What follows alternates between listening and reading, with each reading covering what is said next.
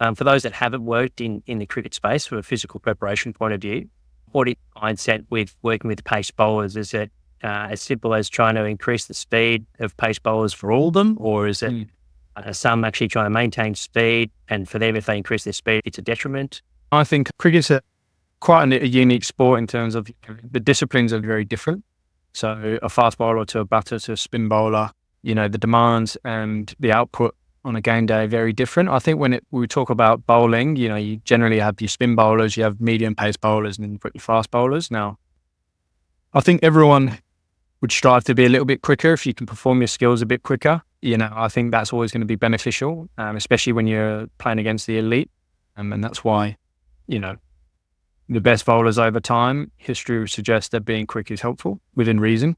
So I think there's always a need to work with the individual and see what their needs are. And for those that are chasing on increasing their speed, what are some of the more effective strategies to put in place to maximize their speed? I think it's important to recognize that there are probably two factors that affect pace a lot from your sort of formative years. So genetics plays a big part of it. Guys who I've been fortunate to work with who bowl quick, they're fast twitch animals in general. They've got fast twitch qualities and stiffness qualities that obviously help them with that. And then anthropometry is really important as well. Like, again, it doesn't rule someone out of being quick, but history would suggest that being tall, having long levers, you create that sort of angular velocity with your bowling action, and having extra bounce, obviously being a tall bowler is conducive to bowling quick. In terms of the things that we can control, I try to look at bowling as a biomechanical or physical action. So one of them being the run-up. So momentum as you approach the crease is going to be really important. So what's their run-up velocity? How can we improve that? What are some of the common, mitigation sort of strategies to help prolong that fast bowler's sort of career and allow them to, produce over the years, while reducing injury? I think the probably, three key injuries that bowlers get: hamstring strains, stress fractures of the lumbar spine, and side strains. They would be the three. So I think the one that's the biggest time loss injury is a stress fracture. So when you're running into bowl, depending on how quick you bowl in your action, you can be absorbing anywhere between 6 to 9 times your body weight through that front leg. Everyone goes into extension and rotation patterns, which the lumbar spine doesn't love. So I think load management is the one thing that stood the test of time in pace bowling in terms of trying to reduce the risk of stress fractures. So how many balls you're bowling per session, how many times a week, what your rest days in between.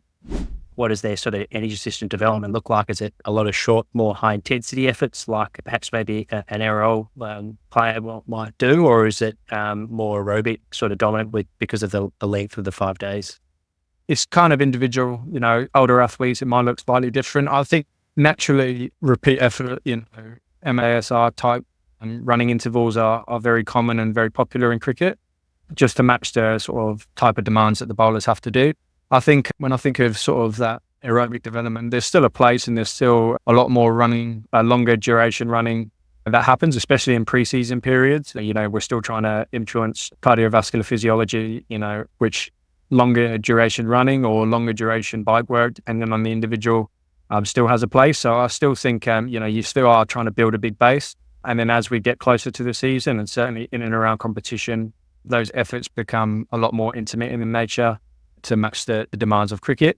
Once the games come thick and fast, and once we're in the breadth of the thick of the season, the game pretty much dictates that they play 5 days a week, test match cricket at least. The game itself takes care of that. And then, we just modify or tailor the needs of the running demands based on what they are or aren't getting in the game. And what about from a staff perspective, mate? Like during those test matches for the 12th man or for maybe the extended squad that, got to be ready, but they're not playing that exact game, but they might be playing the next one. How do you guys manage your workload and manage, keep those players prepared? So there's always facilities available, and we just try and maintain a training structure of sort of a main training day where they get their core skill work done, with lighter skill days around the outside where they might do their supplementary skills. So, your bowlers are going to have a big bowl on their main training day, and then they might have a bat or a field or some physical prep on the secondary day. We've got a a pretty good online athlete management system where we log all our, everyone wears a GPS. We've got running loads, we've got bowling loads, we've got bowling intensity.